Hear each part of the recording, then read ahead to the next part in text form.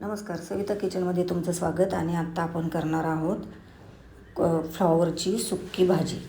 तर आता आपण पाहिलेले साहित्य, बेसिकच साहित्य आहे आपलं: कांदा, टोमॅटो, तेल, जिरं, मोहरी, आपले बेसिक मसाले.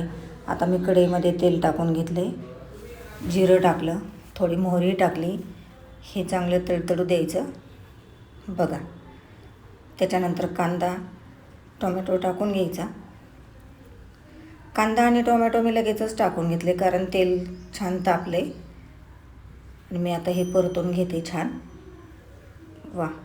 आणि आता हळद, लाल तिखट, धना पावडर, थोडा गरम मसाला, हे सगळं मिश्रण मी एकत्र केलं. थोडं तेल टाकलं आणि ते फ्लॉवरला लावून घेतलं. फ्लॉवर आपली वाफवून घेतलेली आहे बरं का.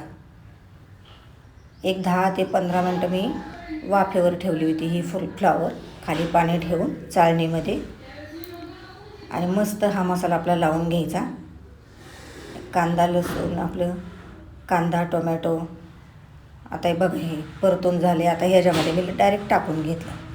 फक्त परतून घ्यायची, पाणी न टाकता. बघा किती छान दिसते. आता थोडी कोथिंबीर टाकते, मीठ टाकते. किती छान दिसते भाजी बघा. फक्त परतून घ्यायची, पाणी न टाकता. आणि झाकून ठेवते एक 10 मिनटं.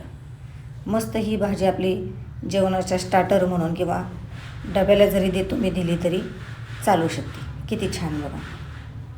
तुम्हाला हा चॅनल आवडत असेल तर लाईक, शेअर आणि सबस्क्राईब करा. बघा आपली भाजी किती छान दिसते.